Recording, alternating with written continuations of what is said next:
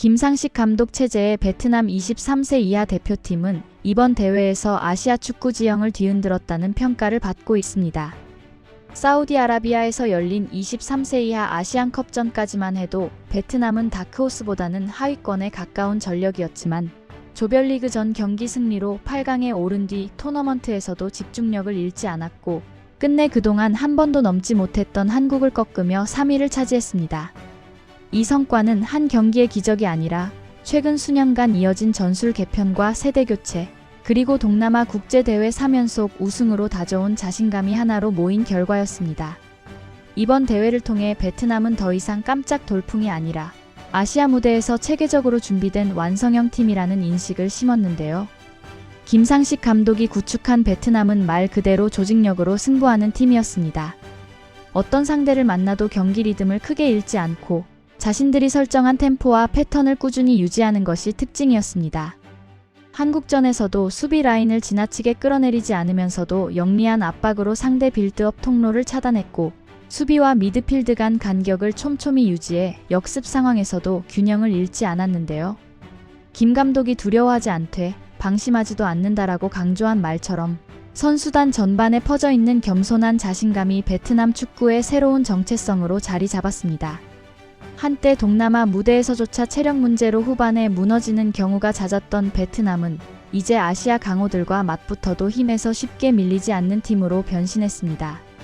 뒤에서부터 차근차근 풀어가는 빌드업, 짧고 날카로운 역습 전개, 경기 흐름에 따라 자유롭게 변하는 포지션 운용은 더 이상 동남아 스타일이 아닌 현대적인 아시아형 전술로 평가받고 있는데요. 이러한 변화의 배경에는 K리그에서 경험을 쌓은 김상식 감독의 세밀한 지도 철학이 자리합니다.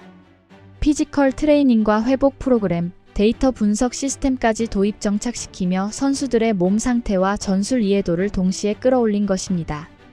예전 베트남은 기술은 좋아도 후반으로 갈수록 집중력과 체력이 떨어져 골을 내주는 팀이라는 이미지가 강했는데요. 그러나 이번 대회에서 베트남 선수들은 경기 종료 휘슬이 울릴 때까지 강도 높은 압박과 냉정한 경기 운영을 유지했고 위기 상황에서도 스스로 흐름을 되찾는 모습을 보여줬습니다. 이런 프로의식은 대표팀에만 머물지 않았습니다. 베트남 리그 수준이 꾸준히 향상되고 관중 수가 크게 늘면서 국내 무대에서도 경쟁 강도가 높아지고 있는데요. 어린 선수들은 자연스럽게 아시아 강국과 어깨를 나란히 하겠다는 목표를 품고 성장하는 구조가 만들어지고 있는 셈입니다. 베트남의 비약적인 도약은 자국 팬들뿐 아니라 주변 동남아 국가들에게도 강한 자극을 주고 있습니다. 태국, 말레이시아, 필리핀뿐 아니라 오랜 라이벌인 인도네시아도 베트남의 발걸음을 부러운 시선으로 바라보고 있는데 인도네시아 내부에서는 특히 복잡한 감정이 뒤섞여 있는데요. 불과 얼마 전까지만 해도 월드컵 아시아 3차 예선에 진출하며 동남아 최강이라고 불렸던 팀이었기 때문입니다. 한때 신태용 감독이 이끌던 인도네시아 대표팀은 가랑루지탄, 붉은 독수리라는 별명처럼 투지와 자신감으로 대표되는 팀이었습니다. 아시안컵 16강 진출, 월드컵 최종 예선 진입, 사우디아라비아 격파와 같은 결과는 인도네시아 축구 역사에 남을 순간들이었는데요. 그러나 이 상승세는 예상치 못한 시점에서 끊겼습니다. 인도네시아 축구협회가 구체적인 설명 없이 신태용 감독과 결별을 선택했고 팬들과 언론은 납득할 수 없는 결정이라며 강하게 반발했습니다. 신 감독 부임 이후 도입된 체계적인 피지컬 훈련, 선수 관리, 전술 분석 시스템은 인도네시아 축구를 한 단계 끌어올린 혁신으로 평가받고 있었기 때문인데요. 후임으로 선임된 패트릭 클루이베르트 감독은 유럽에서 이름값은 있었지만 아시아와 국제무대에서의 지도 경험은 거의 없는 인물이었습니다. 결과적으로 인도네시아는 월드컵 4차 예선에서 연패를 거듭하며 탈락했고 팬들은 점점 더 깊은 실망과 분노를 드러냈습니다. SNS에는 잃어버린 자존심, 사라진 꿈이라는 표현이 넘쳐났고 자연스럽게 여론의 초점은 다시 신태용 감독에게 맞춰졌는데요. 이 와중에 김상식 감독이 베트남을 이끌고 아시안컵 3위에 오르자 인도네시아에서는 신태용을 다시 모셔와야 한다는 주장이 폭발적으로 늘어났습니다. 각종 여론조사에서 국민 다수가 신 감독의 복귀를 지지했고 현지 축구 전문가들도 성과로 입증된 지도자를 다시 믿고 맡겨야 한다고 목소리를 높였습니다. 동남아 축구 전문 매체들 역시 김상식과 신태용, 두 한국인 감독이 동남아 축구의 판을 다시 짜고 있다는 분석을 내놓고 있는데요. 지금 동남아시아에서 한국인 지도자들은 일종의 새로운 기준처럼 인식되고 있습니다. 태국, 말레이시아, 싱가포르 등 여러 나라에서 이미 한국 출신 감독과 코치를 선호하며 그들이 가진 훈련 방식과 전술 철학을 배우려는 움직임이 뚜렷합니다. 한국식 축구는 체력만 강조하지 않고 정신력, 전술적 조직력, 세밀한 분석까지 동시에 요구하는 스타일이기 때문인데요. 김상식과 신태용 두 감독은 단순히 포메이션과 전술을 가르친 것이 아니라 선수들에게 승리하는 사고방식을 심어준 인물로 기억되고 있습니다. 그럼에도 인도네시아 축구협회는 여전히 방향을 잡지 못하고 있다는 비판을 받고 있습니다. 최근 캐나다 대표팀을 이끌었던 존 허드먼 감독을 새 사령탑으로 앉혔지만 팬들의 불만은 잦아들지 않았는데요.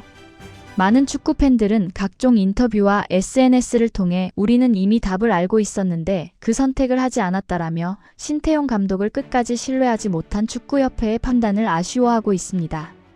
자연스럽게 베트남의 비상은 인도네시아가 놓쳐버린 가능성과 더욱 선명한 대비를 이루게 됐습니다. 현재 두 나라의 궤적은 확연히 갈리고 있는데요. 베트남은 겸손하지만 단단한 자신감을 바탕으로 같은 철학을 꾸준히 밀어붙이며 성장 곡선을 그리고 있는 반면 인도네시아는 잦은 지도자 교체와 성급한 결정의 대가를 치르고 있습니다. 이 두 사례는 축구에서 지속적인 철학과 지도자에 대한 신뢰가 얼마나 중요한지를 보여주는 상징적인 예입니다. 감독을 믿고 시스템에 시간을 부여한 팀은 실력을 쌓았고 조급하게 결과만 좇은 팀은 토대가 흔들린 것인데요. 지금의 베트남은 더 이상 동남아의 깜짝팀이 아닙니다. 한국, 일본, 이란, 사우디아라비아 같은 전통 강호들과 맞붙어도 조직력과 멘탈에서 뒤지지 않는 새로운 아시아 강국으로 떠오르고 있으며 그 여정은 동남아 전역 팬들에게 나도 할 수 있다는 메시지를 던지고 있습니다. 아시안컵에서 불어닥친 김상식 돌풍은 단일 국가의 성공담을 넘어 동남아 축구 전체가 새로운 국면으로 접어들었음을 알리는 신호탄이라 할 수 있는데요. 인도네시아에서 점점 커지고 있는 신태용 재영임론도 이러한 변화의 물결에 다시 올라타고자 하는 팬들의 열망이 투영된 장면입니다. 이제 아시아 축구의 주도권은 더 이상 특정 지역만의 전유물이 아닙니다. 과거 중동과 동북아가 양분하던 구조는 점차 동남아로 확장되고 있으며 그 중심에 베트남과 인도네시아가 서 있는데요.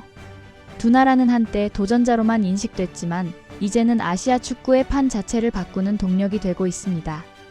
베트남은 김상식 감독을 만나 전술 멘탈 양면에서 체질을 바꾸며 한 단계 도약했고 인도네시아는 신태용 감독이 심어놓은 토대를 바탕으로 여전히 성장 가능성을 품고 있습니다.